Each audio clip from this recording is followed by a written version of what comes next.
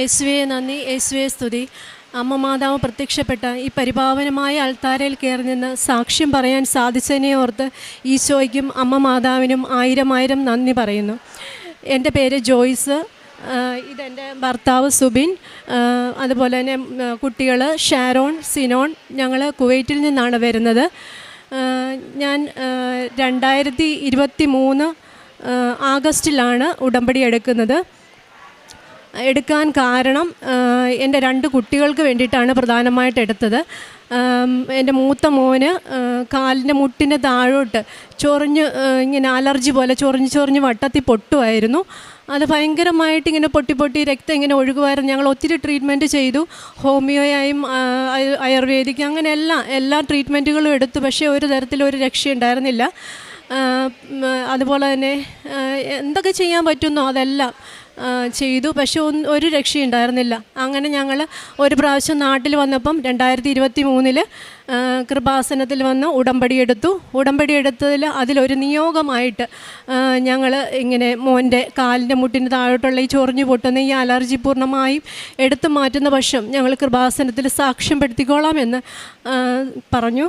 അങ്ങനെ ഞങ്ങൾ കൃപാസനത്തിലെ ഉടമ്പടി പ്രാർത്ഥന എല്ലാ ദിവസവും ചൊല്ലുകയും ചൊല്ലിക്കഴിഞ്ഞതിന് ശേഷം ഉടമ്പടി തൈലം മുട്ടിന് താഴോട്ട് ഇങ്ങനെ പുരട്ടി പ്രാർത്ഥിക്കുകയും ചെയ്തതിൻ്റെ ഫലമായി ഒരു വർഷത്തിനുള്ളിൽ പെട്ടെന്ന് തന്നെ സൗഖ്യപ്പെടുകയും 1 വർഷത്തിനുള്ളിൽ പൂർണ്ണമായി മാറി. അവിടെ ഇപ്പോൾ ഒരു കറുത്ത പാട് മാത്രമേ ഉള്ളൂ. അവന് 3 വയസ്സ് ഉള്ളപ്പോൾ തൊട്ട് തുടങ്ങിയതായിരുന്നു. ഇപ്പോൾ അവന് 8 വയസ്സായി. ഈ 2023 ഞങ്ങൾ ഉടമ്പടി എടുത്തതിന് ശേഷമാണ് അവന് സൗഖ്യം കിട്ടിയത്. ഇപ്പോൾ പൂർണ്ണമായി സൗഖ്യം കിട്ടി. കാലിൻ്റെ താഴോട്ട് ചൊറിഞ്ഞു പൊട്ടിയ ആ പാട് മാത്രമേ ഉള്ളൂ, വേറെ ഒന്നുമില്ല. ഇന്ന് വരെ അവനൊരു പ്രശ്നവും ഇല്ല. അതുപോലെ തന്നെ എൻ്റെ 2ാമത്തെ മോനാണെങ്കിൽ 1 വയസ്സായപ്പോൾ തൊട്ട് അവന് ഭയങ്കര ഹൈപ്പർ ആക്ടിവിറ്റി ആയിരുന്നു. അത് ഞങ്ങൾ എത്ര നോക്കിയിട്ടും ഒരു രക്ഷയുണ്ടായിരുന്നില്ല. ഭയങ്കരമായ വിഷമമായിരുന്നു. ഞങ്ങൾക്ക് ഒന്ന് പുറത്ത് കൊണ്ടുപോകാനോ ഒരു കാര്യത്തിനും ഞങ്ങൾക്ക് സാധിക്കുമായിരുന്നില്ല. പക്ഷേ ഇവിടെ വന്ന് 2023 ഉടമ്പടി എടുത്തതിന് ശേഷം അന്ന് തൊട്ട് ഉടമ്പടി പ്രാർത്ഥിച്ചതിന് ശേഷം ഞങ്ങൾ തൈലം തൊട്ട് നെറുകയിൽ തൊട്ട് പ്രാർത്ഥിക്കുമായിരുന്നു.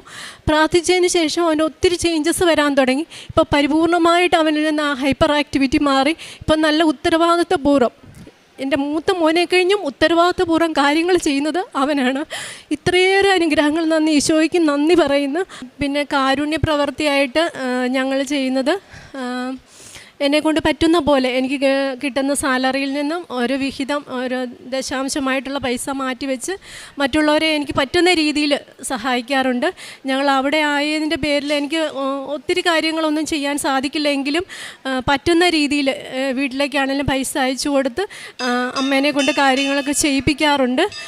പ്രേക്ഷിത പ്രവർത്തനങ്ങളായിട്ട് ഞങ്ങൾ ചെയ്യുന്നത്, ഓരോ വർഷം ഞങ്ങൾ വരുമ്പോഴും പത്രം വാങ്ങിച്ച് ഞങ്ങളെക്കൂട്ടി പറ്റുന്ന സ്ഥലം വഴി ദൂരം വഴി എത്രയും ദൂരെ പോകാമോ അത്രയും ദൂരെ പോയി ഞങ്ങൾ തമിഴ് പത്രമാണേലും മലയാളമാണേലും എല്ലാം മറ്റുള്ളവരിലേക്ക് എത്തിച്ച് അവരെ ദൈവത്തെ അറിയിക്കാനായിട്ട് ഞങ്ങളുടെ അനുഭവങ്ങൾ സാക്ഷ്യപ്പെടുത്തി ഞങ്ങൾ അവരെ അറിയിക്കാനായിട്ട് ശ്രമിക്കാറുണ്ട്.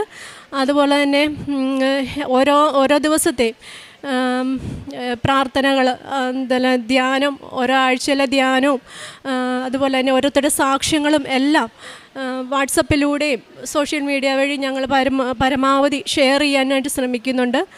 അതുപോലെ തന്നെ ആത്മീയമായിട്ടാണെങ്കിൽ ഞാൻ പറഞ്ഞല്ലോ, എൻ്റെ ഹസ്ബൻഡ് ഓർത്തഡോക്സ് വിശ്വാസിയാണ്.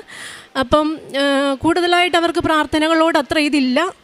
പക്ഷേ എന്ന് ഞങ്ങൾ ഉടമ്പടി എടുത്തോ അന്ന് തൊട്ട് ആത്മീയമായിട്ട് ഒത്തിരി ദൈവത്തെങ്കിലേക്ക് അടുക്കുവാനും പ്രാർത്ഥിക്കുവാനും ബൈബിൾ വായിക്കുവാനാണേലും അതുപോലെ തന്നെ കുടുംബ പ്രാർത്ഥന, ഹസ്ബൻഡിനാണേലും നന്നായിട്ട് കുടുംബ പ്രാർത്ഥനയിൽ നന്മ നിറഞ്ഞ മറിമ എല്ലാം വൃത്തിക്ക് ചൊല്ലി കുടുംബ പ്രാർത്ഥന ചെല്ലാനായിട്ടുള്ള അനുഗ്രഹം തന്നതിന് ഈശോയ്ക്കും അമ്മ മാതാവിനും ആയിരം നന്ദി പറയും.